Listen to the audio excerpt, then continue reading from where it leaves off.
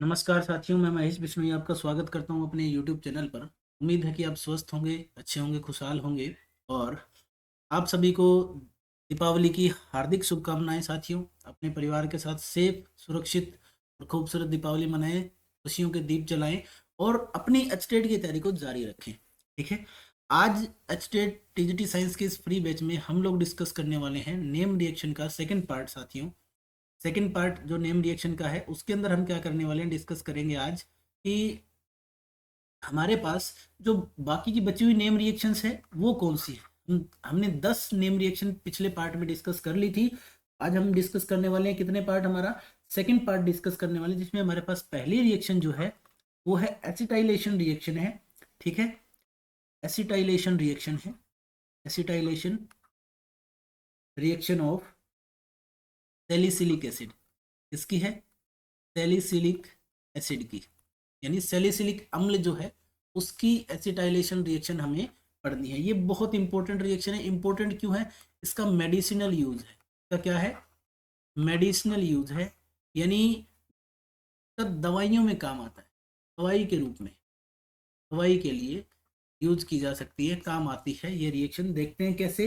देखो, सबसे पहली बात तो हमें सैलिसिलिक एसिड की स्ट्रक्चर पता होनी चाहिए। सैलिसिलिक एसिड होता क्या है उसको देख लें। बेंजीन रिंग होती है, उसके ऊपर कार्बोक्सिलिक एसिड ग्रुप लगा होता है, यानी अगर ऐसा लगा हो तो ये डायरेक्ट बेंजोइक एसिड हो जाता है। लेकिन अगर इसकी ऑर्थो पोजीशन पर, यानी जस्ट इसके बाद वाले कार्बन पर एक OH ग्रुप और लगा दिया जाए, इसको कहा जाता है सैलिसिलिक एसिड। इसको क्या कहा जाता है? सैलिसिलिक एसिड कहा जाता है। इसको क्या कहा जाता है? सैलिसिलिक एसिड कहा जाता है। 2 हाइड्रोक्सी बेंजोइक एसिड भी इसको हम कह सकते हैं साथियों। जब सैलिसिलिक एसिड की रिएक्शन एसिटिक एनहाइड्राइड के साथ करवाई जाती है, एसिटिक एनहाइड्राइड को ऐसे लिखा जाता है, मैं ओपन करके लिख रहा हूँ, CH3CO CO CS3। ये है एसिटिक एनहाइड्राइड। क्या है? Acetic anhydride. ठीक है, एसिटिक एनहाइड्राइड। इस एसिटिक एनहाइड्राइड को ऐसे भी लिखा जाता है साथियों, बहुत सारी बुक में ऐसे भी दिया होता है, तो आपको कंफ्यूज नहीं होता। मैंने वो ओपन करके लिखा हो, तो उसको किसी एसिड की प्रेजेंस में, यानी H+ आयन की प्रेजेंस में जब हम इसके रिएक्शन करवाते हैं, एसिटाइल रिएक्शन, एसिटाइलेशन रिएक्शन, यानी फ्रीडल क्राफ्ट एसाइलेशन की तरह ही होती है। तो एक बॉन्ड यहाँ से टूट जाएगा, या ये बॉन्ड तोड़ लो या ये बॉन्ड तोड़ लो, यानी CO का बॉन्ड जो सिंगल बॉन्ड है कार्बन ऑक्सीजन का वो टूटेगा। ठीक है, आपके पास जो मॉलिक्यूल बनेगा वो क्या बनेगा उसको देख लेते हैं। ये आपका बेंजीन रिंग है, COOH ग्रुप आपके पास एज इट इज पड़ा रहेगा। तो यानी रिएक्शन कहाँ हो रही है? OH ग्रुप पर हो रही है।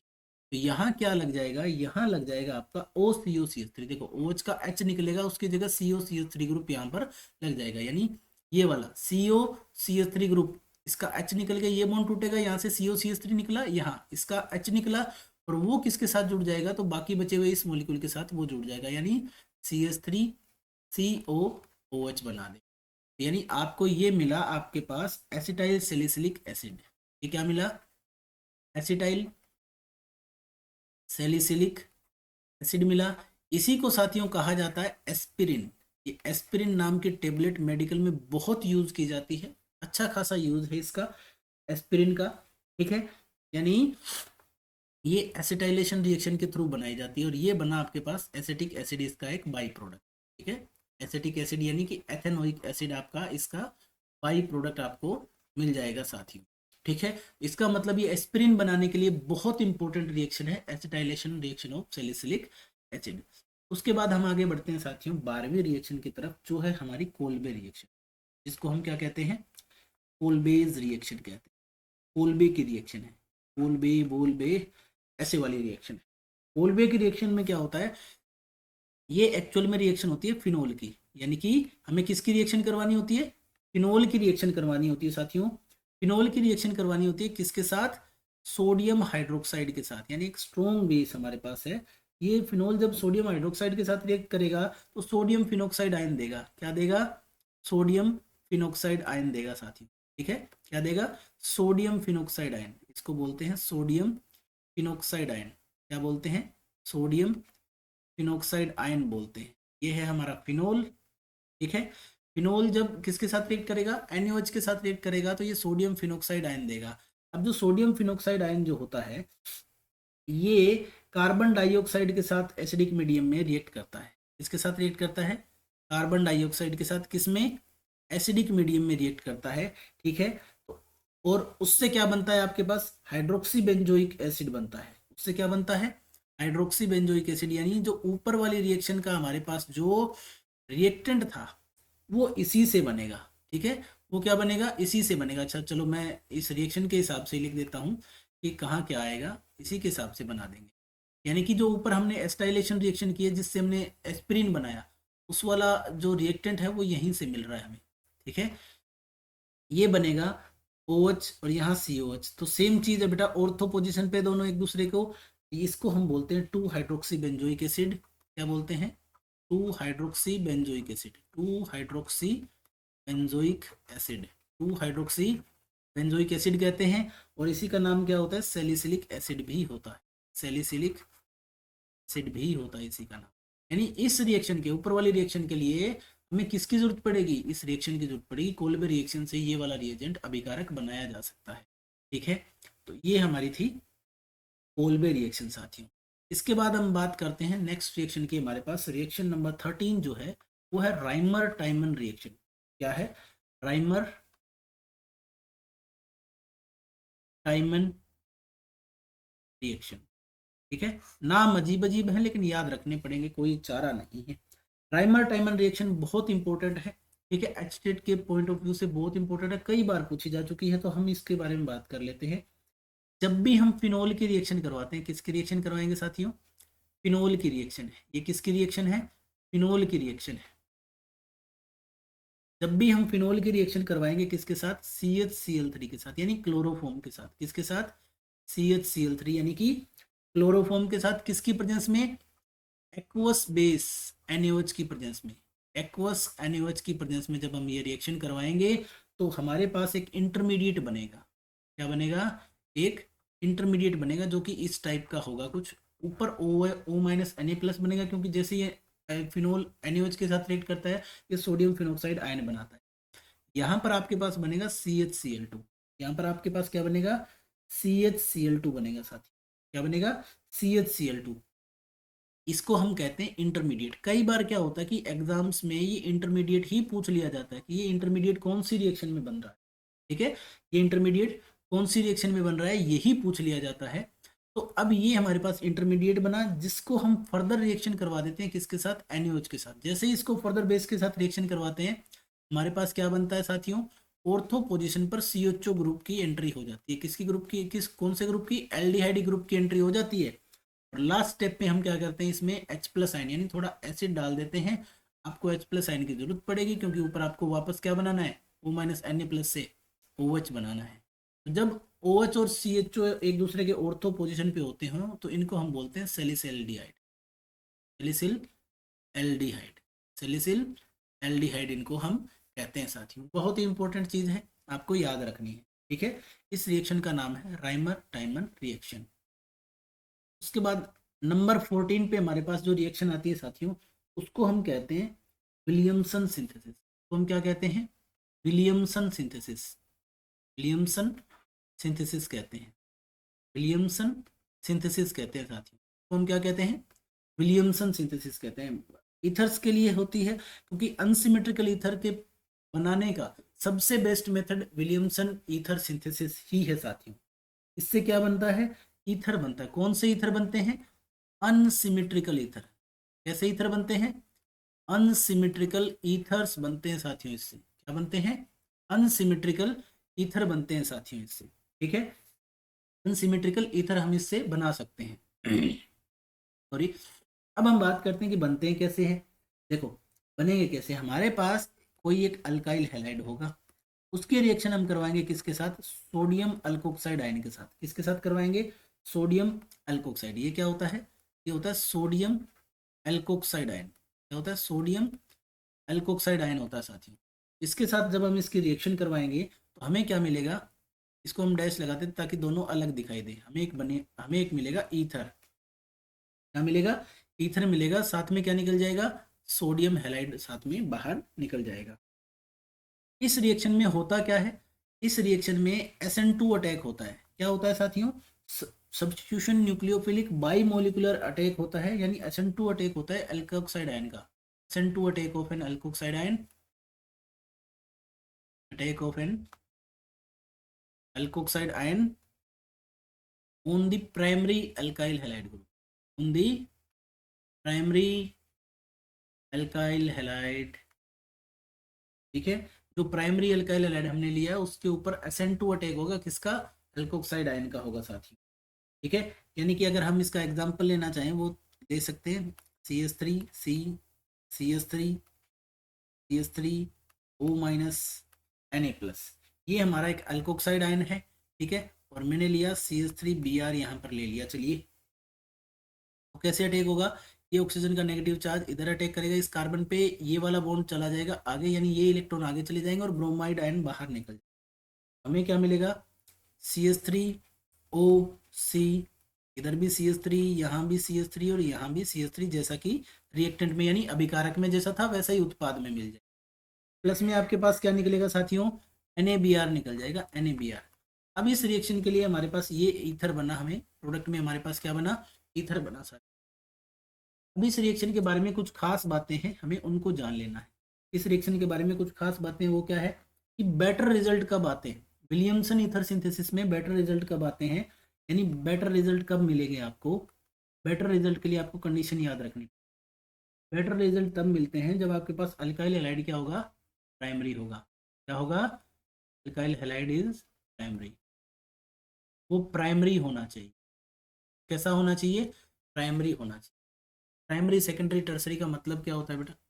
तो समझ लेते हैं कि जिस कार्बन के साथ आपका हेलोजन या जो भी फंक्शनल ग्रुप जुड़ा होता है उसके साथ कितने और कार्बन जुड़े हैं, यहाँ नंबर ऑफ कार्बन कितने हैं, उसके साथ कितने और कार्बन डायरेक्टली अटैच हैं, उसको बताते हैं कि प्राइमरी, सेकेंडरी, टर्सरी, उसके बेस पे क्लासिफाई। दोबारा सुन लो, मैं फिर से कह रहा हूँ कि हमें वो देखना कि जिस कार्बन के साथ आपका फंक्शनल ग्रुप डायरेक्टली अटैच है उस कार्बन के साथ कितने और कार्बन जुड़े हैं डायरेक्टली, वही उसको प्राइमरी, सेकेंडरी, टर्सरी में क्लासिफाई करेगा। जैसे मैं एग्जाम्पल के लिए कहता हूँ कि मेरे पास CH3CH2X है, तो ये प्राइमरी अल्काइल हैलाइड है। प्राइमरी क्यों है? जिस कार्बन के साथ मेरा हेलोजन डायरेक्टली अटैच है उसके साथ कितने कार्बन हो रहा है? एक ही कार्बन हो रहा है।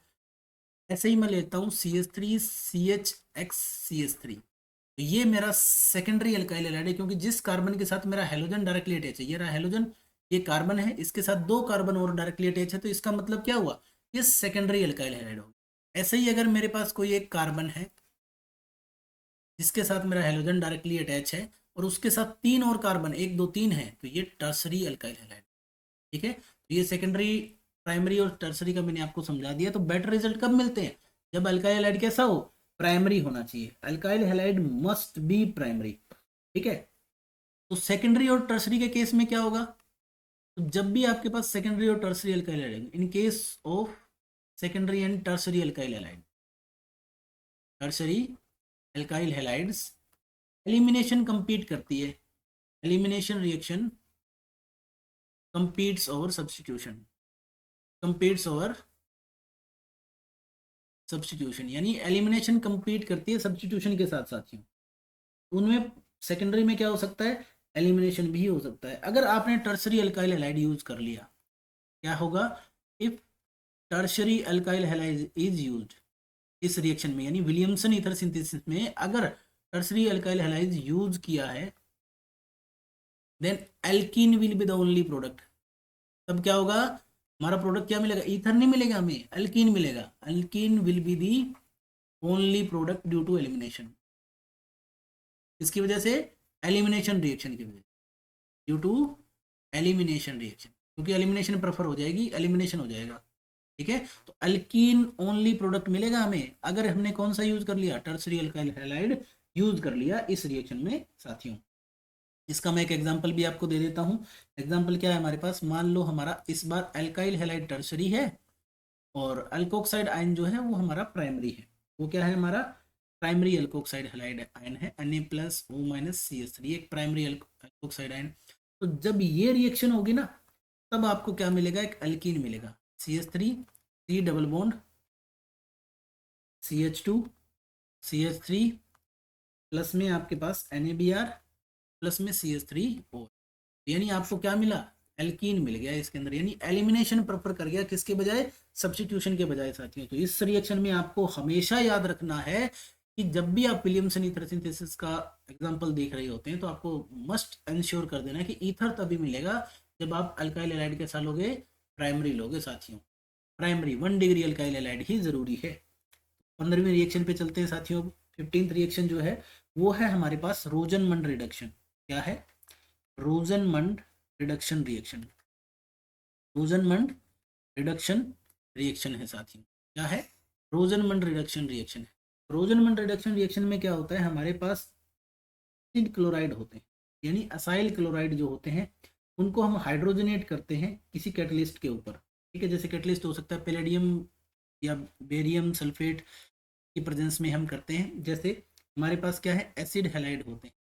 ठीक है, क्या होते हैं, एसिड क्लोराइड या फिर असाइल क्लोराइड इनको बोलते हैं। एक असाइल क्लोराइड है यानी असाइल हैलाइड है, उसको हम क्या करते हैं, हाइड्रोजनेट करते हैं। यानी जब भी आपको रिएक्शन में ये दिख जाए, ऊपर H2 है फिर PdBaSO4 दिख जाए, इसको रब कर लेते हैं एक बार ना फिर साफ।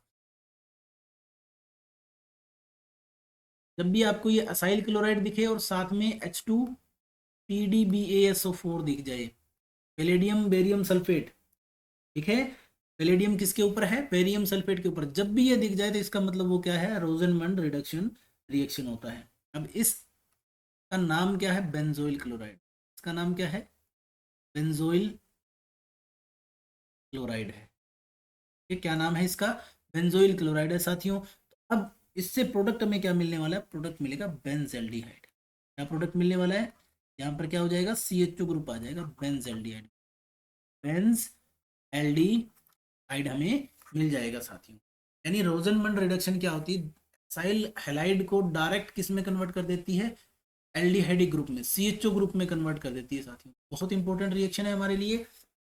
उसके बाद आते हैं 16वीं रिएक्शन जो है हमारे पास, वो है स्टीफन रिएक्शन। क्या है, स्टीफन रिएक्शन।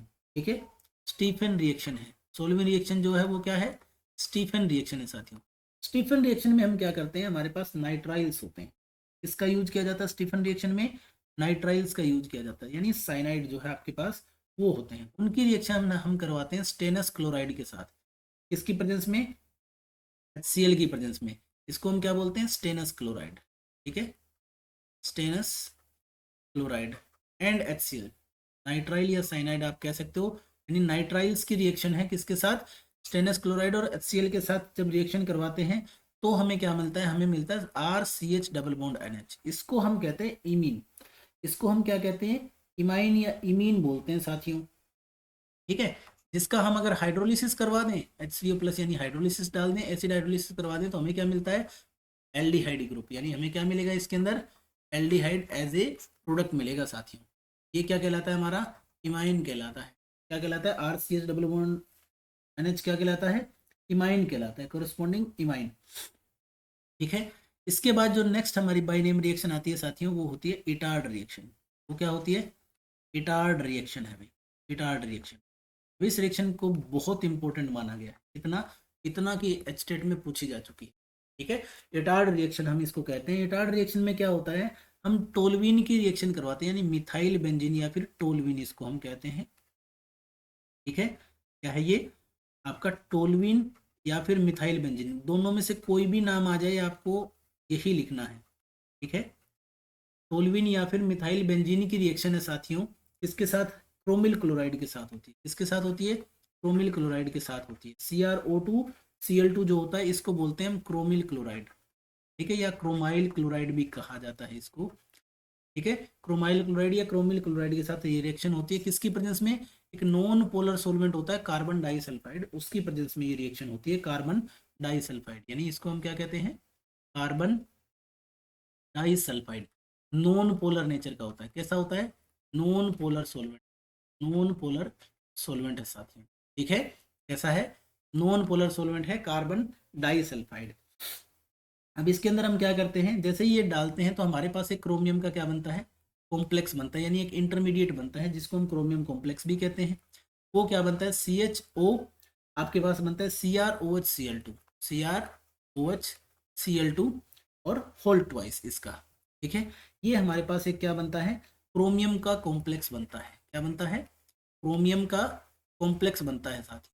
इस रिएक्शन में क्या बनता है? क्रोमियम का कॉम्प्लेक्स बनता है, जिसका हम एसिड हाइड्रोलिसिस जब भी करवा देते हैं, यानी H3O+ जब भी इसमें डाल देते हैं, तो हमें क्या मिल जाता है? बेंजल्डिहाइड एज ए प्रोडक्ट मिलता है। यानी आपका फाइनल प्रोडक्ट क्या होगा? बेंजल्डिहाइड ही मिलेगा। क्या मिलेगा? बेंजल्डिहाइड ही मिलेगा साथियों। क्या मिलेगा? बेंजल्डिहाइड ही आपको फाइनल प्रोडक्ट के रूप में मिलने वाला है। इसी रिएक्शन को कहते हैं इटार रिएक्शन। यानी टोल्यूइन या मिथाइल बेंजीन की किसके साथ रिएक्शन है? क्रोमाइल क्लोराइड के साथ, CrO2Cl2 के साथ कार्बन डाइसल्फाइड की प्रेजेंस में ये रिएक्शन होती है। क्रोमियम कॉम्प्लेक्स बनता है, जिसमें अगर हम एसिड हाइड्रोलिसिस करवा दें तो हमें बेंजल्डिहाइड लास्ट उत्पाद यानी आखिरी उत्पाद या लास्ट प्रोडक्ट हमें क्या मिलेगा? बेंजल्डिहाइड मिल जाएगा साथियों। उसके बाद आते हैं हम किस पे? 18वें नंबर की हमारी जो रिएक्शन है वो है गेटरमान कोच रिएक्शन। कौन सी रिएक्शन है? गेटरमान कोच रिएक्शन। इसको हम कहते हैं साथियों गेटरमान कोच रिएक्शन कहते हैं। ठीक है, गेटरमान कोच रिएक्शन यानी गटर में कोच वाली रिएक्शन। इस रिएक्शन में क्या होता है साथियों? हमारे पास ये बहुत ही सिंपल रिएक्शन है। ये बेंजीन रिंग की रिएक्शन है। बेंजीन को डायरेक्ट बेंजल्डिहाइड में कन्वर्ट करना है। इसको बेंजीन को डायरेक्ट किस में कन्वर्ट करना है साथियों? बेंज एल्डिहाइड में कन्वर्ट करना है। किस में कन्वर्ट करना है? बेंज एल्डिहाइड के अंदर। ठीक है, बेंजीन को डायरेक्ट बेंज एल्डिहाइड के अंदर कन्वर्ट करना है। इस रिएक्शन में किसके साथ रिएक्शन होती है? कार्बन मोनोऑक्साइड की HCl की प्रेजेंस में रिएक्शन होती है। साथ में आपके पास एक कैटलिस्ट होता है एनहाइड्रस AlCl3 या फिर CuCl भी आप ले सकते हैं साथियों। ठीक है, बेंजीन या फिर बेंजीन का कोई भी डेरिवेटिव जब ट्रीट करते हैं हम कार्बन मोनोऑक्साइड के साथ और हाइड्रोजन क्लोराइड जो गैस होती है उसके साथ, किसकी प्रेजेंस में? एनहाइड्रस एल्यूमिनियम क्लोराइड या फिर क्यूप्रस क्लोराइड। ये कौन सा है? CuCl क्यूप्रस क्लोराइड है साथियों। ठीक है, तो आपको प्रोडक्ट क्या मिलता है? बेंजल्डिहाइड या फिर सब्स्टिट्यूटेड बेंजल्डिहाइड मिल जाता है। ठीक है, इसको बोलते हैं गेटरमान रिएक्शन। इसके बाद आती है हमारे पास 19वीं रिएक्शन, जिसको हम बोलते हैं क्लेमेंशन रिडक्शन रिएक्शन। क्या बोलते हैं? क्लेमेंशन रिडक्शन रिएक्शन साथियों। ठीक है, नेक्स्ट जो रिएक्शन है 19वीं रिएक्शन, जिसको हम क्या कहते हैं? Clemmensen reduction reaction. यानी आपके पास कोई भी कार्बोनाइल ग्रुप होगा, एल्डिहाइड या कीटोन कुछ भी हो सकता है। यानी मैं कार्बोनाइल ग्रुप ही लिख रहा हूँ सिर्फ। ये एल्डिहाइड भी हो सकता है, कीटोन भी हो सकता है। यानी किसकी रिएक्शन है ये? कार्बोनाइल ग्रुप की। कार्बोनाइल ग्रुप कौन सा हो सकता है? एल्डिहाइड और कीटोन, दोनों में से कोई भी हो सकता है। यानी कार्बोनाइल ग्रुप की रिएक्शन है, किसके साथ है? जिंक अमेलगम के साथ है। किसके साथ है? जिंक अमेलगम के ही साथ है। HCl की प्रेजेंस में जब ये रिएक्शन होगी तो ये कार्बोनाइल ग्रुप किस में कन्वर्ट हो जाएगा? CH2 में, यानी अल्केन बनेगा। इस रिएक्शन का प्रोडक्ट हमें क्या मिलने वाला साथियों? अल्केन मिलेगा, साथ में वाटर मिल जाएगा। यानी अल्केन में कन्वर्ट करना है अगर किसको? कार्बोनाइल ग्रुप को। आपको किस में कन्वर्ट करना है? ZnHG डाल दो HCl की प्रेजेंस में, तो आपको प्रोडक्ट क्या मिलेगा? अल्केन मिलेगा साथियों। क्या प्रोडक्ट मिलेगा? अल्केन मिलेगा। ठीक है, ये एक टाइप की क्या है? रिडक्शन रिएक्शन है। ये क्या है? रिडक्शन रिएक्शन है, इसीलिए इसका नाम क्या है? क्लेमेंशन रिडक्शन रिएक्शन है। रिडक्शन रिएक्शन का मतलब जो भी आपका कार्बोनाइल ग्रुप होगा वो रिड्यूस हो जाएगा किसके अंदर? CH2 ग्रुप के अंदर। जिंक एमेलगम यूज कर लो HCl के साथ। फिर आती है हमारे पास 20वें नंबर की रिएक्शन, जिसको हम कहते हैं वोल्फ किस्नर रिडक्शन रिएक्शन। क्या कहते हैं साथियों? Wolff Kishner reduction reaction. क्या कहते हैं? Wolff Kishner reduction reaction. ये भी क्या है? ये भी आपके पास कार्बोनाइल ग्रुप की ही रिएक्शन है, जिसमें एल्डिहाइड भी हो सकता है और कीटोन भी हो सकता है। हम करते क्या है? हम कोई एक कार्बोनाइल ग्रुप लेते हैं साथियों। ठीक है, उसकी रिएक्शन हम करवाते हैं हाइड्रोजन के साथ। किसके साथ करवाते हैं? Hydrogen, NH2NH2। ठीक है, कार्बोनाइल ग्रुप जो है NH2NH2 हमारे पास क्या है? मैं यहाँ लिख देता हूँ साथियों। NH2NH2 का मतलब होता है हाइड्रोजन। ये क्या है? हाइड्रोजन है। इसका नाम क्या होता है? हाइड्रोजन होता है। तो इसमें से क्या निकलेगा? वाटर मॉलिक्यूल का लॉस हो जाएगा और कार्बोनाइल ग्रुप की जो न्यूक्लियोफिलिक एडिशन रिएक्शन है वो यहाँ पर होगी। जैसे ही वो रिएक्शन होगी हमारे पास क्या प्रोडक्ट मिलेगा? यहाँ हमें मिलेगा सबसे पहले एक NH2 ग्रुप, NH2 ग्रुप। ठीक है, यानी आपको एक हाइड्रोजन मिलेगा। क्या मिलेगा? हाइड्रोजन। जैसे ही आप इस हाइड्रोजन की रिएक्शन किसके साथ करवा दोगे? आप KOH के साथ, पोटेशियम हाइड्रोक्साइड या फिर इथाइलिन ग्लाइकोल के साथ, इथाइलिन ग्लाइकोल के साथ रिएक्शन करवा दोगे, ठीक है, और उसको हीट कर दोगे थोड़ा सा, क्या कर दोगे, थोड़ा सा हीट कर दोगे, तो ये वाला जो ग्रुप है ये भी किस में कन्वर्ट हो जाएगा, CH2 ग्रुप में कन्वर्ट हो जाएगा, और साथ में हमें इसमें क्या मिल जाएगी, नाइट्रोजन गैस बाहर निकल, इसमें नाइट्रोजन गैस बाहर निकल जाएगी, यानी इसमें भी आपको क्या मिलेगा, लास्ट में एल्केन ही मिलने वाला है, इसमें भी आपको क्या मिलने वाला है, एल्केन ही मिलने वाला है। ठीक है, ये जो इथाइलिन ग्लाइकोल है ये एज ए सोलवेंट यूज होता है साथियों इस रिएक्शन में। इथाइलिन ग्लाइकोल क्या होता है, एज ए सोलवेंट यूज होता है इस रिएक्शन के अंदर।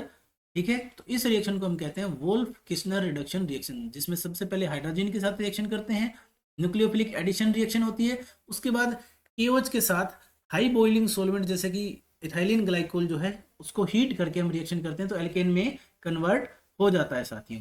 ठीक है, इसके बाद जो है हमारे पास रिएक्शन नंबर 21 आती है। काफी इंपॉर्टेंट रिएक्शन है साथियों, इंपॉर्टेंट है भाई, बहुत इंपॉर्टेंट है। ठीक है, इसका नाम है एल्डोल रिएक्शन। क्या है ये, एल्डोल रिएक्शन, ये भी इंपॉर्टेंट है, और 22वें नंबर वाली रिएक्शन भी इंपॉर्टेंट है। ये क्या है, एल्डोल रिएक्शन। एल्डोल रिएक्शन की खास बात क्या है बेटा, इसके अंदर ऐसे एल्डिहाइड या कीटोन होते हैं, ऐसे एल्डिहाइड और कीटोन होते हैं, ऐसे एल्डिहाइड और कीटोन होते हैं जिनके पास अल्फा हाइड्रोजन्स होते हैं। क्या होते हैं, अल्फा हाइड्रोजन होते हैं, अल्फा हाइड्रोजन कंटेनिंग एल्डिहाइड या कीटोन इस रिएक्शन को देते हैं साथियों। ठीक है, किसकी प्रेजेंस में, इन प्रेजेंस ऑफ बेस, या फिर आप कह सकते हो अल्काली, यानी बेस की प्रेजेंस में ये रिएक्शन होगी। और कैसा बेस होना चाहिए आपके पास, ये डाइल्यूट बेस होगा, डाइल्यूट बेस की प्रेजेंस में ये रिएक्शन होगी। तो और मिलेगा क्या आपको, बीटा हाइड्रोक्सी एल्डिहाइड मिलेगा। क्या मिलेगा, बीटा हाइड्रोक्सी एल्डिहाइड मिलेगा, बीटा हाइड्रोक्सी एल्डिहाइड, जिसको हम क्या कहते हैं साथियों, इसी को हम क्या कहते हैं, एल्डोल कहते हैं, इसको हम क्या कहते हैं, एल्डोल कहते हैं। या फिर आपको मिलेगा beta hydroxy ketone, beta hydroxy ketone, जिसको हम क्या कहते हैं साथियों, जिसको हम कीटोल भी कहते हैं, कीटोल, यानी एल्डोल या कीटोल हमें रेस्पेक्टिवली मिलने वाला है इस रिएक्शन के अंदर। होती कैसे है, जैसे मैं आपको बता देता हूं, जैसे मैंने लिया यहाँ पर CH3CH2। पहली बात तो अल्फा हाइड्रोजन क्या होते हैं मैं उसको ही समझा देता हूँ। ठीक है, सबसे पहले हम जानते हैं कि अल्फा हाइड्रोजन क्या होते हैं, उसके बारे में सीख लेते हैं साथियों। अल्फा हाइड्रोजन का मतलब क्या है, मैं इसको ओपन करके थोड़ा लिख देता हूँ, जैसे CH3CHO, यानी आपके पास ये जो कार्बन है ये आपका फंक्शनल ग्रुप वाला कार्बन, फंक्शनल ग्रुप के जस्ट बाद वाला जो कार्बन है जिसको मैं स्टार कर रहा हूँ, उसके साथ जितने भी हाइड्रोजन लगे होते हैं, यानी आपके फंक्शनल ग्रुप के जस्ट बाद वाले कार्बन के साथ, जस्ट बाद वाले कार्बन के साथ, कार्बन के साथ जितने हाइड्रोजन होते हैं, जितने हाइड्रोजन होते हैं, जितने भी हाइड्रोजन होते हैं उन्हें अल्फा हाइड्रोजन कहा जाता है। उन्हें क्या कहा जाता है, अल्फा हाइड्रोजन कहते हैं। उन्हें क्या कहते हैं, अल्फा हाइड्रोजन कहते हैं साथियों। यानी फंक्शनल ग्रुप के बाद वाला जस्ट कार्बन जो होता है ना वो अल्फा कार्बन है, उसके साथ जितने भी हाइड्रोजन जुड़े होंगे वो क्या कहलाएंगे, अल्फा हाइड्रोजन कहलाएंगे, जिनकी हमें इस रिएक्शन में जरूरत है। जैसे मान लेते हैं कि हमने इनके 2 मोल के साथ रिएक्शन को शुरू कर लिया, CH3CHO यानी एल्डिहाइड है हमारा, डाइल्यूट एनएच की प्रेजेंस में रिएक्शन होगी साथियों। ठीक है, किसकी प्रेजेंस में होगी, डाइल्यूट एनएच की प्रेजेंस में रिएक्शन होने वाली है, और हमारे पास प्रोडक्ट क्या मिलेगा, CH3CHOH CH2CHO। हमें क्या प्रोडक्ट मिलने वाला है, 3 हाइड्रोक्सी ब्यूटेनॉल, 3 हाइड्रोक्सी ब्यूटेनॉल इसका नाम होगा, 3 hydroxy butanol.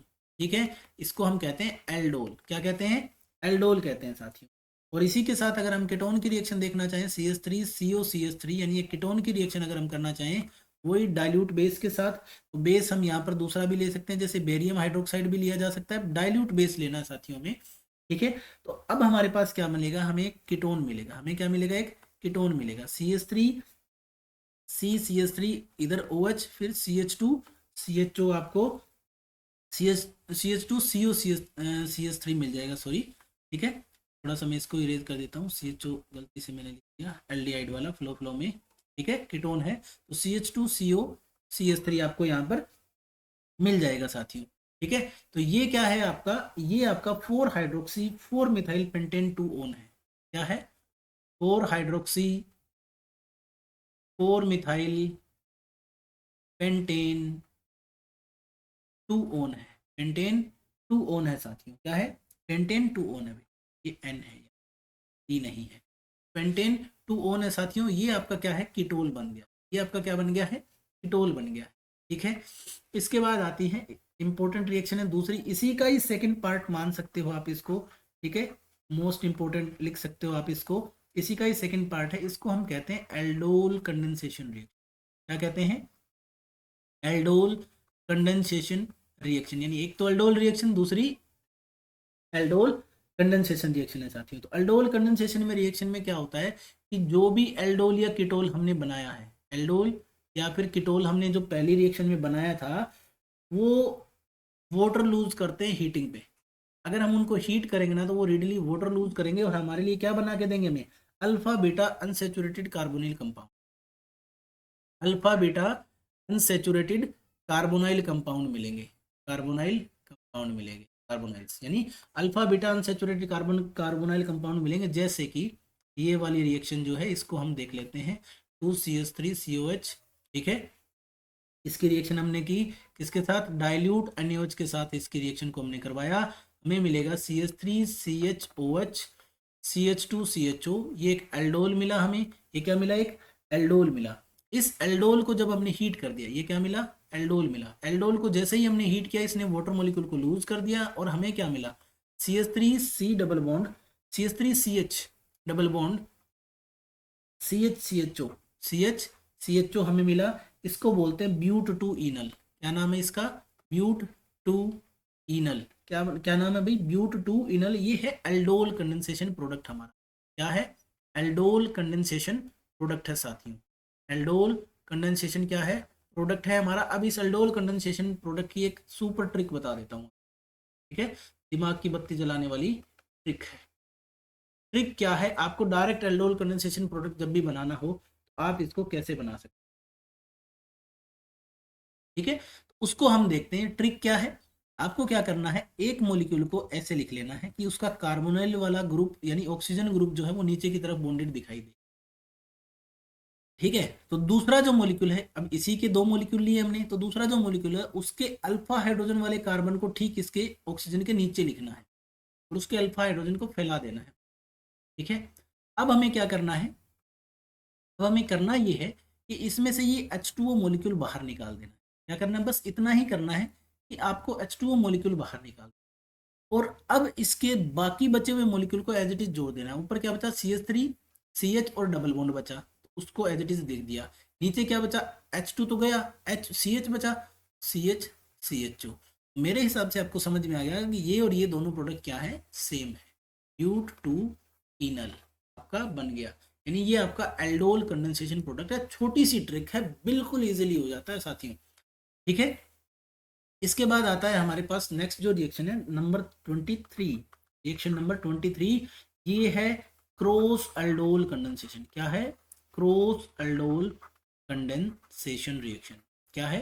Cross aldol condensation reaction. साथ अभी तक जो भी रिएक्शन हमने की थी, जो एल्डोल कंडेंसेशन रिएक्शन थी, उसमें क्या था? एल्डोल या एल्डोल कंडेंसेशन रिएक्शन में जो दो एल्डिहाइड मॉलिक्यूल लिए हमने या जो दो कीटोन लिए वो सेम मॉलिक्यूल थे। इस बार हम क्या करेंगे? क्रॉस का मतलब क्या है कि हम डिफरेंट डिफरेंट एल्डिहाइड या कीटोन मॉलिक्यूल जिनके पास अल्फा हाइड्रोजन होते हैं उनकी रिएक्शन करवाएंगे। यहाँ क्या होगा? इसका मतलब क्या है कि when aldol condensation is carried out between, when aldol condensation is carried out between two different aldehyde or ketone, two different aldehyde और ketones having अल्फा हाइड्रोजन, ठीक है, जिनके पास क्या होते हैं? अल्फा हाइड्रोजन होते हैं, तब हम उसको क्या कहते हैं? क्रॉस एल्डोल कंडेंसेशन रिएक्शन कहते हैं। अब इस रिएक्शन में होता क्या साथियों? इसके अंदर हमें टोटल 4 प्रोडक्ट मिलते हैं। जैसे मैं आपको बताता हूँ कैसे। जैसे मेरे पास क्या है, दो मोलिक्यूल है CH3, एक तो CH3CHO ले लिया मैंने और दूसरा मैंने दो मोलिक्यूल ले लिए CH3CH2CHO के। मेरे पास दो अलग अलग एल्डिहाइड हो गए जिनके पास अल्फा हाइड्रोजन है। मैं क्या करूंगा? पहले स्टेप में NaOH डालूंगा इसके अंदर, डाइल्यूट NaOH, और दूसरे स्टेप में मैं क्या कर दूंगा? इनको हीट कर दूंगा। दूसरे स्टेप में मुझे क्या करना है? हीट करना है साथियों। तो मेरे पास क्या मिलेगा? टोटल 4 प्रोडक्ट मिलेंगे। टोटल 4 प्रोडक्ट मिलेंगे। कैसे? देखिए, पहला प्रोडक्ट मिलेगा मुझे ये CH3 CH double bond CHCHO, जो कि हम पहले भी पढ़ चुके हैं, ये पहला प्रोडक्ट। दूसरा प्रोडक्ट मुझे क्या मिलेगा? CH3 CH2 CH double bond CH3CHO, ठीक है, ये मिलेगा। ये जो दोनों ही प्रोडक्ट हैं ये दोनों प्रोडक्ट ये किससे बने? एथेनल मॉलिक्यूल से बने। ये जो एथेनल है ना, इसी से बने हैं दोनों के दोनों प्रोडक्ट। क्या है ये दोनों के दोनों प्रोडक्ट? क्या है? Both are from, both are from, ठीक है। ये सॉरी, हाँ, ये वाला जो प्रोडक्ट है, ये वाला जो प्रोडक्ट है, बोथ, ये वाला प्रोडक्ट फ्रॉम किससे बना है इसके बारे में बता देता हूँ। पहले इसको रब कर देते हैं, थोड़ा सा इरेज कर लेते हैं, ठीक है। तो पहले वाला जो प्रोडक्ट है हमारा, वो तो बना हुआ है सिर्फ और सिर्फ किससे? ये वाला प्रोडक्ट, ये तो बना हुआ है फ्रॉम बोथ CH3CHO मोलिक्यूल। ये तो किससे बना है? इन दोनों का सेल्फ प्रोडक्ट है, इसको बोलते हैं सेल्फ प्रोडक्ट। इसको क्या बोलते हैं? Self product, self aldol condensation product, यानी खुद का खुद से ही कंडेंसेशन करवाया है, अल्डोल कंडेंसेशन करवाया है, ये इनका प्रोडक्ट है। ये बना है फ्रॉम बोथ, जो दूसरा मॉलिक्यूल हमारा, फ्रॉम बोथ CH3CH2CHO से। ये भी क्या है? सेल्फ प्रोडक्ट है। ये भी क्या है साथियों? सेल्फ प्रोडक्ट है, ठीक है। खुद से खुद का अल्डोल कंडेंसेशन हमने करवा लिया है। इनके साथ हमें दो प्रोडक्ट और मिलते हैं, वो कौन से हैं? वो है CH3CH डबल बॉन्ड CCH3CHO, एक तो ये मिलेगा। दूसरा कौन सा मिलेगा हमें? CH3CH2CH डबल बॉन्ड CHCHO, ठीक है। ये दोनों क्या है? ये दोनों कहाँ से मिले हमें? ये जो दोनों है, ये कहाँ से मिले? From one molecule of, from one molecule of ethanal and one molecule of propanal. किससे मिले हैं? एथेनल और प्रोपेनल के मोलिक्यूल से मिले। इनको हम कहते हैं क्रॉस एल्डोल प्रोडक्ट। क्या कहते हैं? क्रॉस एल्डोल प्रोडक्ट कहते हैं सर। इनको हम क्या कहते हैं? Cross aldol product. बनेंगे सेम तरीके से। बनेंगे कैसे? बनेंगे सेम तरीके से। जैसे हम क्या कहते हैं, पहले सेल्फ प्रोडक्ट बनाते हैं। इसको रब करके लिख देता हूँ, मैं बना के दिखाता हूँ कि कैसे हम सेल्फ प्रोडक्ट इनके बनाएंगे। सबसे पहले हम बनाते हैं self product, self aldol product. क्या बनाएंगे? सेल्फ अल्डोल प्रोडक्ट बना देंगे सर। कैसे बनाएंगे देखो, पहला प्रोडक्ट कैसे बनेगा। तो मैं पहले दोनों मॉलिक्यूल ये वाले लूंगा, CH3CHO वाले, ठीक है। वही तरीका है हमारा, जैसे मैंने बताया था कि दूसरे मॉलिक्यूल को ऐसे, पहले मॉलिक्यूल को ऐसे लिखना है कि उसका CO ग्रुप नीचे की तरफ दिखाई दे, यानी ऑक्सीजन नीचे की तरफ दिखाई दे। दूसरे को ऐसे लिखना है तो उसका अल्फा हाइड्रोजन वाला कार्बन जो है ना, वो जस्ट इसके नीचे आ जाए। यहाँ से हमें क्या करना है? H2O को बाहर निकाल, H2O को जैसे ही बाहर निकाला, बाकी जो बचा उसको एज इट इज जोड़ दो, ठीक है। ये बन गया हमारा पहला सेल्फ प्रोडक्ट। दूसरा self, sorry sorry, very sorry, ठीक है। दूसरा जो सेल्फ प्रोडक्ट है, सेकंड सेल्फ प्रोडक्ट कैसे बनेगा? हमारे पास दूसरा मॉलिक्यूल भी तो है, CH3CH2CHO। इसको भी एक बार मैंने ऐसे लिख लिया। अब इसका अल्फा हाइड्रोजन वाला कार्बन मैं ऐसे लिखता हूं, तो उसके नीचे क्या है? दूसरा, फिर CH3 इधर है, CHO इधर है।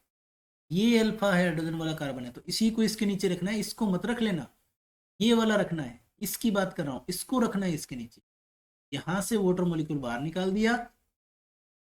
जैसे ही आपने वाटर मॉलिक्यूल बाहर निकाला, ऊपर क्या था? CH3, CH2 और CH, और उसके साथ क्या था? Double bond. इधर क्या बचा? सिर्फ कार्बन।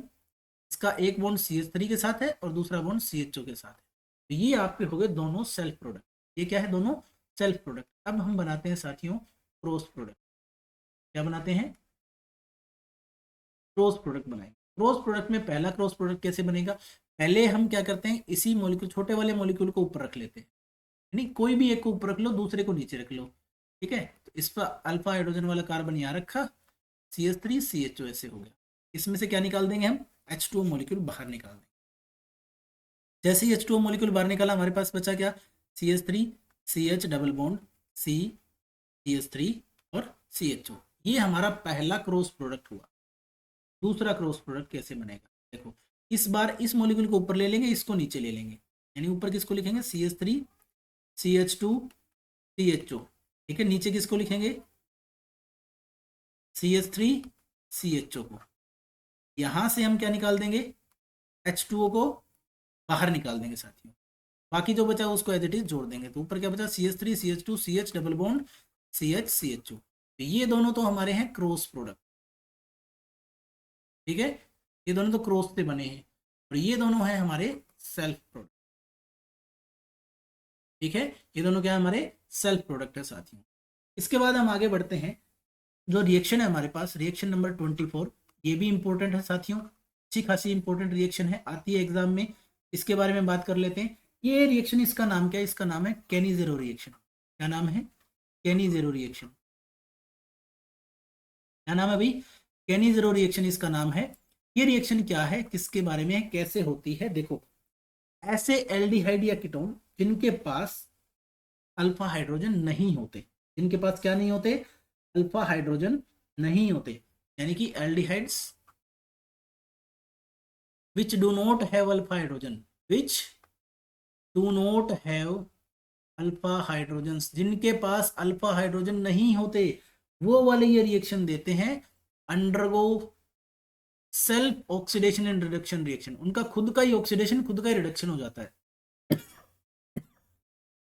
सॉरी, वेरी सॉरी भाई, self oxidation and reduction, self oxidation and reduction, खुद का ही ऑक्सीडेशन, खुद का ही रिडक्शन हो जाता है साथियों, undergoes self oxidation reduction reaction. इसका मतलब क्या होता है, जिस भी रिएक्शन का, जिस भी कोई ऐसी रिएक्शन जिसके अंदर खुद का ही किसी एक ही स्पीसीज का तो रिडक्शन हो जाए, उसी स्पीसीज का क्या हो जाए, ऑक्सीडेशन हो जाए, एक ही स्पीसीज का ऑक्सीडेशन, उसी स्पीसीज का रिडक्शन हो जाए, तो उसको हम कहते हैं डिस्प्रपोर्शनेशन रिएक्शन। क्या कहते हैं, डिस्प्रपोर्शनेशन रिएक्शन।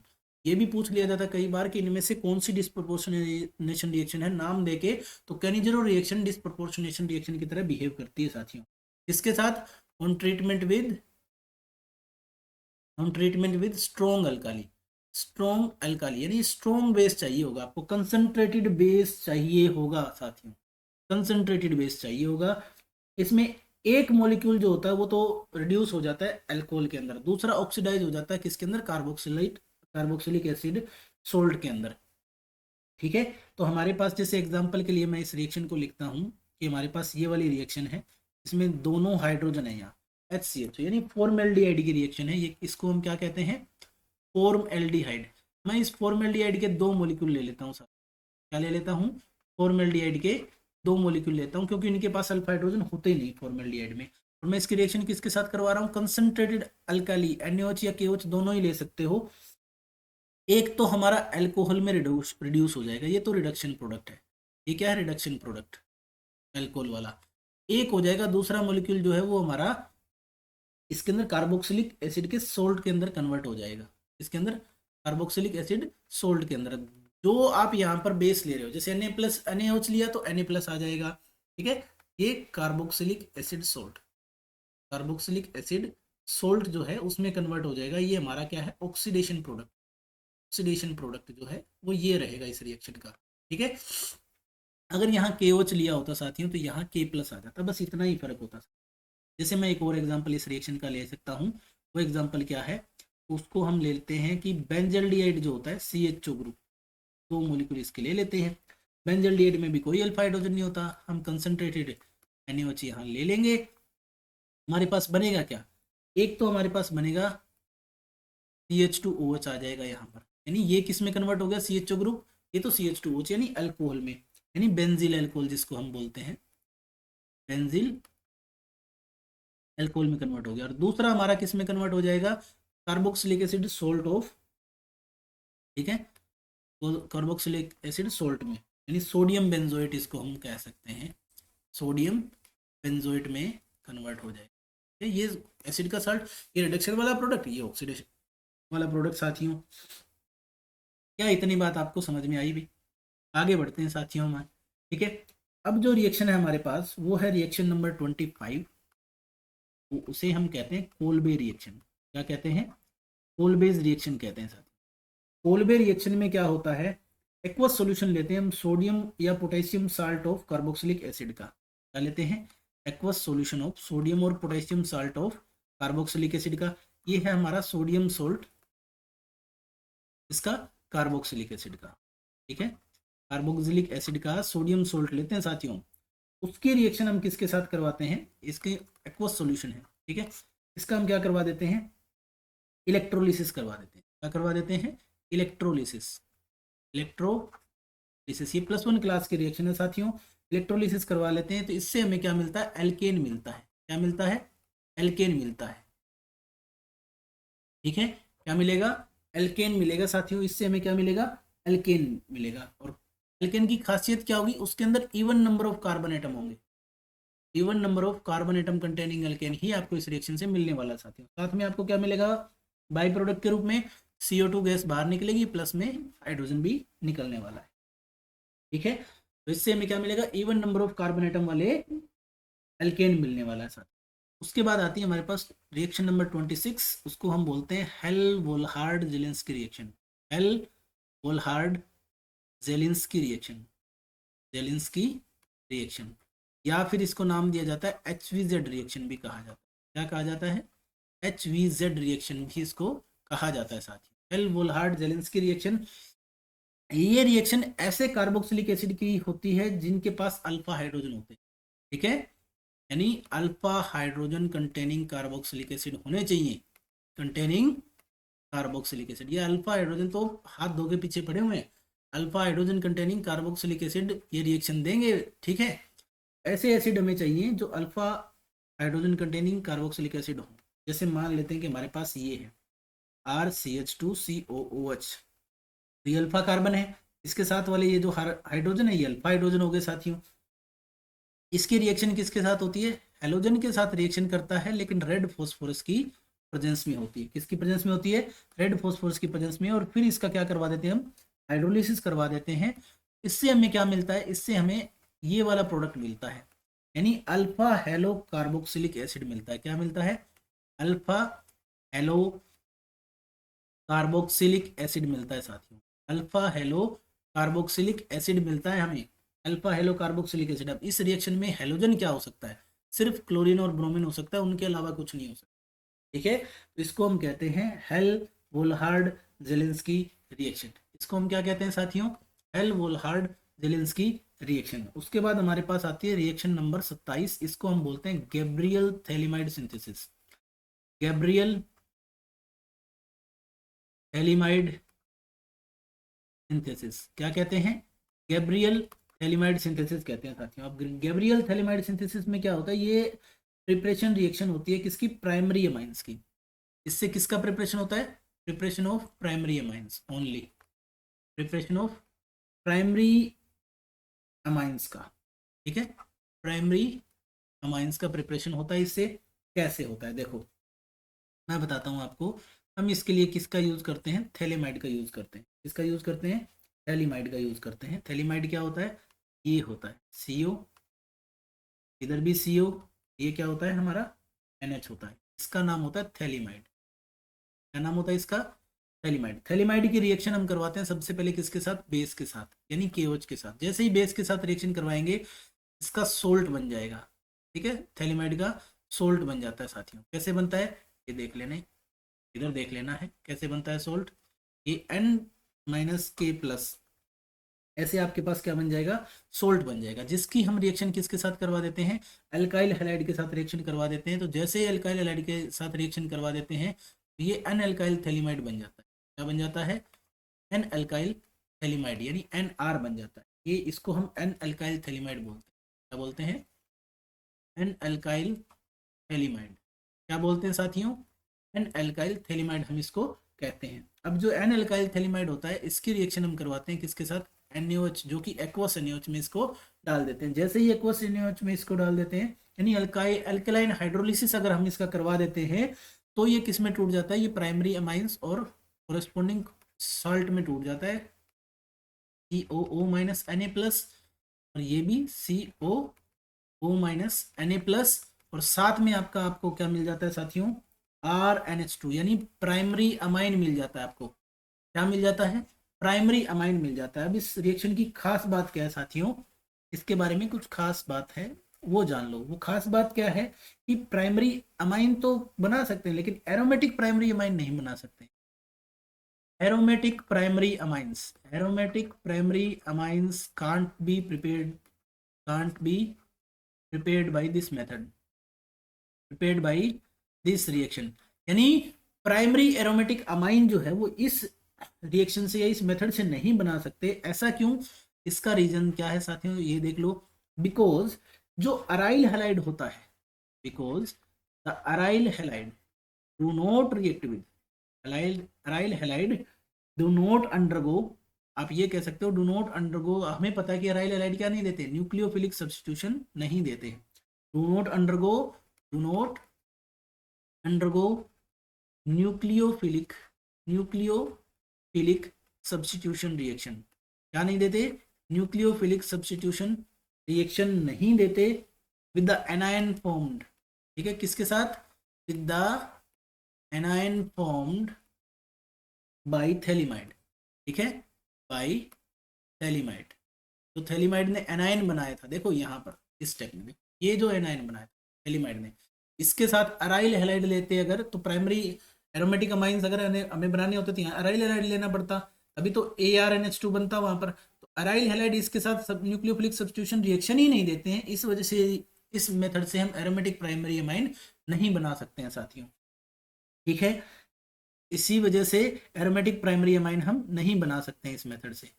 नेक्स्ट जो है हम चलते हैं साथियों, रिएक्शन नंबर 28 जो है हमारे पास, रिएक्शन नंबर 28 क्या है हमारे पास, Hofmann bromamide degradation reaction.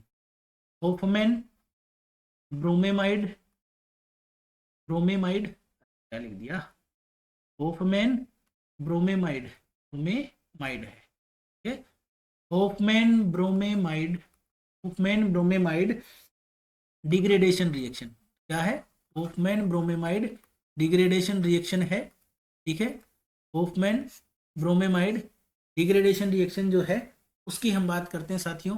Important reaction है, इस रिएक्शन की खास बात क्या है, इसमें 1 कार्बन एटम लेस प्रोड्यूस्ड, जो आपके पास अमाइन बनेगा उसमें 1 कार्बन एटम कम होगा, यानी अगर आपको चेन की लेंथ को शॉर्ट करना है, इसके लिए यूज कर सकते हैं शॉर्टनिंग ऑफ चेन लेंथ। तो कार्बन चेन की लेंथ को अगर आप छोटा करना चाहते हो तो आप इस रिएक्शन का यूज कर सकते हो साथियों। देखो इस रिएक्शन में होता क्या है, हमें एक अमाइड लेना होता है, क्या लेना होता है, अमाइड लेना होता है, ये क्या है, एक अल्काइल अमाइड है। अमाइड की रिएक्शन किसके साथ करवाते हैं हम, ब्रोमीन के साथ करवाते हैं, किसकी प्रेजेंस में, स्ट्रॉन्ग बेस यानी NaOH की प्रेजेंस में या फिर KOH की प्रेजेंस में करवा सकते हैं। इससे क्या बनता है, हमारे पास अमाइन बनता है, प्राइमरी अमाइन बनता है, ठीक है, साथ में Na2CO3 निकलता है साथियों, इसके साथ यहाँ पर इसमें H2O भी निकलता है और 2NaBr भी निकलता है, 2NaBr प्लस में आपके साथ 2H2O इसमें बाहर निकलता है, यानी आप इससे क्या बना सकते हो, प्राइमरी अमाइन बना सकते हो साथियों, इससे क्या बना सकते हो, प्राइमरी अमाइन बना सकते हो। इस डिग्रेडेशन में क्या होता है, माइग्रेशन होता है एक अल्काइल या अराइल ग्रुप का, यानी इसमें क्या होता है, माइग्रेशन होता है, माइग्रेशन ऑफ अल्काइल और अराइल ग्रुप, अल्काइल ग्रुप का या फिर किसका, अराइल ग्रुप का माइग्रेशन होता है साथियों, ठीक है, कहाँ से, कार्बोनिल कार्बन ऑफ अमाइड से नाइट्रोजन तक, कहाँ से, from carbonyl carbon to amide, ठीक है, carbonyl carbon to nitrogen atom to the carbonyl carbon of amide to the nitrogen atom, ऐसा लिखना भाई, कर दी मैंने, ठीक है, कार्बोनिल कार्बन, ठीक है, किसकी तरफ, carbonyl carbon of the amide, carbonyl carbon of the amide to carbonyl carbon of the amide to the nitrogen atom तक, ठीक है, वहां तक इसका क्या होता है, माइग्रेशन होता है अल्काइल ग्रुप का ही या अराइल ग्रुप का। इसलिए जो अमाइड जो फॉर्म होते हैं उनमें एक कार्बन एटम, जो अमाइन फॉर्म होते हैं उनमें एक कार्बन एटम क्या होता है, लेस होता है साथियों, ठीक है। उसके बाद आती है हमारे पास 29th रिएक्शन, या फिर हम ये कह सकते हैं उसके बाद क्या है हमारे पास 29th रिएक्शन। ये 29th रिएक्शन क्या होती है, इसको हम कहते हैं कार्बिल एमाइन रिएक्शन। क्या कहते हैं, कार्बिल एमाइन रिएक्शन, क्या कहते हैं साथियों, कार्बिल एमाइन रिएक्शन कहते हैं। कार्बिल एमाइन रिएक्शन में क्या होता है, हमारे जो प्राइमरी अमाइंस होते हैं, aliphatic primary amine, primary aliphatic amines जो होते हैं, प्राइमरी एलिफेटिक अमाइंस जो होते हैं, ये उनकी रिएक्शन होती है किसके साथ, क्लोरोफॉर्म के साथ, किसके साथ, क्लोरोफॉर्म के साथ, किसकी प्रेजेंस में, स्ट्रॉन्ग बेस की प्रेजेंस में। और हम इसको क्या कर देते हैं, हीट कर देते हैं, हम क्या कर देते हैं, इसको हीट कर देते हैं साथियों, हम इसको हीट कर देते हैं। इससे हमारे पास क्या बनता है, आइसोसाइनाइड बनते हैं, क्या बनते हैं, आइसोसाइनाइड, क्या बनते हैं, आइसोसाइनाइड बनते हैं, जिनको हम कार्बिल एमाइन भी कहते हैं। और इसी की वजह से इस रिएक्शन का नाम क्या पड़ा है, कार्बिल एमाइन रिएक्शन पड़ा है बेटा। ठीक है, देखते हैं क्या है। प्राइमरी अमाइंस हमने ले लिया, उसकी रिएक्शन किसके साथ करवाई, क्लोरोफॉर्म के साथ, CHCl3 के साथ, किसकी प्रेजेंस में, KOH की प्रेजेंस में। ठीक है, इसको हमने किया हीट। जैसे ही हम हीट करेंगे इसको, तो हमारे पास क्या बनता है, RNC बनेगा। क्या बनेगा, RNC। इसको हम आइसोसाइनाइड या फिर कार्बिल एमाइन कहते हैं, कार्बिल एमाइन या फिर क्या कहते हैं इसको, आइसोसाइनाइड कहते हैं साथियों। इसके साथ हमें क्या मिलेगा, 3KCl मिलेगा, प्लस में क्या मिलेगा हमें, 3H2O मिल जाएगा। तो इसीलिए इसको ये फाउल स्मेलिंग सब्सटेंस होते हैं। कैसे होते हैं, फाउल स्मेलिंग, अजीब सी स्मेल होती है, बेकार स्मेल होती है इनकी, फाउल स्मेलिंग सब्सटेंस हम इनको कहते हैं साथियों। आज की जो लास्ट रिएक्शन है हमारे पास, वो है कपलिंग रिएक्शन। वो क्या है, कपलिंग रिएक्शन है साथियों। वो क्या है, कपलिंग रिएक्शन है। कपलिंग रिएक्शन में क्या होता है, जो बेंजीन डाइजोनियम क्लोराइड होती है वो फिनोल या एनिलीन के साथ रिएक्ट करती है और उसकी पैरा पोजीशन पे कपल हो जाती है डाइजोनियम सोल्ट के, और पैरा हाइड्रोक्सी एजोबेंजीन या फिर पैरा अमीनो एजोबेंजीन बनाती है। यानी कपलिंग रिएक्शन जो है वो किसकी है, वो बेंजीन डाइजोनियम सोल्ट की है। किसकी रिएक्शन है, बेंजीन डाइजोनियम सोल्ट की साथियों। ठीक है, बेंजीन डाइजोनियम सोल्ट की रिएक्शन है, किसके साथ है, देखो पैरा पोजीशन ऑफ, एक बार तो वो एल्कोहल के या सॉरी एक बार तो वो फिनोल के साथ रिएक्ट करेगा, जैसे ये फिनोल के साथ रिएक्ट कर रहा है। ठीक है, फिनोल ये हमारा बेंजीन डाइजोनियम क्लोराइड है, बेंजीन डाइजोनियम सोल्ट है हमारा। ठीक है, बेंजीन डाइजोनियम क्लोराइड वो फिनोल के साथ रिएक्ट करेगा। फिनोल के साथ जब वो रिएक्ट करता है वो बेसिक मीडियम में रिएक्ट करता है, बेसिक मीडियम में। तो इसकी जो पीएच होती है वो 7 से 10 के बीच में होती है, पीएच जो होती है वो 7 से 10 के बीच में होती है साथियों। ठीक है, ये बेसिक मीडियम की रिएक्शन होती है, 9 से 10 आप कह सकते हो, 9 से 10 के बीच में होती है, बेसिक मीडियम की रिएक्शन होती है। जैसे ये इसके साथ रिएक्ट करता है तो ये पैरा पोजीशन पे आपस में जुड़ जाते हैं, पैरा पोजीशन में आपस में जुड़ जाते हैं, यानी N डबल बॉन्ड N। और यहाँ पर क्या हो जाता है, लास्ट में इधर क्या बच जाता है हमारा OH ग्रुप, यानी इसको हम बोलते हैं पैरा हाइड्रोक्सी एजोबेंजीन। क्या बोलते हैं, पैरा हाइड्रोक्सी एजोबेंजीन कहते हैं, पैरा हाइड्रोक्सी एजोबेंजीन इसको कहते हैं साथियों, पैरा हाइड्रोक्सी एजोबेंजीन कहते हैं। ये एक ऑरेंज कलर की डाई होती है, कैसी होती है, ऑरेंज कलर की डाई होती है। कैसी होती है भाई, ऑरेंज कलर की डाई होती है साथियों। ऐसे ही इसकी एक और रिएक्शन होती है एनिलीन के साथ, किसके साथ, एनिलीन के साथ। यानी जो बेंजीन डाइजोनियम सोल्ट है इसकी रिएक्शन है, यानी कि बेंजीन डाइजोनियम सोल्ट की रिएक्शन किसके साथ होती है, एनिलीन के साथ होती है। पहली रिएक्शन हमने फिनोल के साथ देखी जिससे ऑरेंज कलर की डाई बनी, अब हम देखेंगे एनिलीन के साथ। किसके साथ रिएक्शन देखेंगे साथियों, एनिलीन के साथ जब रिएक्शन देखेंगे तो ये होती है एसिडिक मीडियम में। इस रिएक्शन की जो पीएच होती है वो 3 से 5 के बीच होती है, इस रिएक्शन की जो पीएच होती है वो 3 से 5 के बीच में होती है। एनिलीन के साथ जब रिएक्शन होती है तो एसिडिक मीडियम में होती है, और जो डाई बनती है, जो डाई बनती है वो येलो कलर की डाई बनती है। कैसे कलर की डाई बनती है साथियों, येलो कलर की डाई बन जाती है हमारे पास। इसको हम बोलते हैं para amino, para amino azobenzene. क्या बोलते हैं, para amino azobenzene. Yellow colour की डाई होती है, येलो कलर की डाई बनती है। यानी डाई इंडस्ट्री जो पूरी की पूरी है वो बेंजीन डाइजोनियम सोल्ट पर ही टिकी है साथियों। वो किस पे टिकी है, बेंजीन डाइजोनियम पर ही टिकी है। ये जो मोस्ट इंपॉर्टेंट रिएक्शन थी साथियों आज के लेक्चर में हमने कंप्लीट कर ली हैं। जितने भी ऑर्गेनिक केमिस्ट्री के रिएक्शन है हमारी +1 2 के सिलेबस में हमने ऑलमोस्ट उनको कंप्लीट कर लिया है। इनमें से बहुत सारी रिएक्शन एचटेट के एग्जाम्स में बार बार पूछी गई हैं, तो हम जब पीवाईक्यू सीरीज करेंगे एग्जाम से ठीक पहले हम एक पीवाईक्यू सीरीज लेके आएंगे। उस पीवाईक्यू सीरीज में हम क्या कर लेंगे, एग्जाम से पहले सारे क्वेश्चंस को एक बार देख लेंगे। पिछले 3-4 साल में जो क्वेश्चंस आए हैं ना, उन सारे क्वेश्चंस को हम सोल्व करेंगे, देख लेंगे। मैक्सिमम चांस यही रहता है कि 10 से 15% तो आपको उनमें से रिपीट मिल जाएगा। ठीक है, एचटेट में क्या है कि 10 से 15% क्वेश्चन आपको उनमें से रिपीट मिलेंगे, लेकिन इस बार क्या डिलीटेड सिलेबस नहीं आएगा शायद एचटेट में। जैसा कि अभी तक खबर आई है कि जो डिलीटेड सिलेबस है बुक में से वो एचटेट के एग्जाम में भी नहीं पूछा जाएगा, लेकिन हम इसको ऐसा मान के चल रहे हैं कि वो भी क्या पता पूछा जाए। तो हम कंप्लीट तैयारी रखेंगे अपनी इन्हीं रिएक्शंस के साथ। आज के लेक्चर को हम एंड कर रहे हैं साथियों। बने रहिएगा हमारे साथ, साथ देते रहिए और कोशिश करिए कि जितने बच्चे हैं मैक्सिमम बच्चों तक ये हमारी जो क्लास है वो आप पहुंचा सकें। सबके पास शेयर कीजिए, वीडियो को लाइक कर दीजिएगा और ज़्यादा से ज़्यादा शेयर कीजिएगा ताकि ज़्यादा से ज़्यादा बच्चों का फायदा हो सके। धन्यवाद साथियों।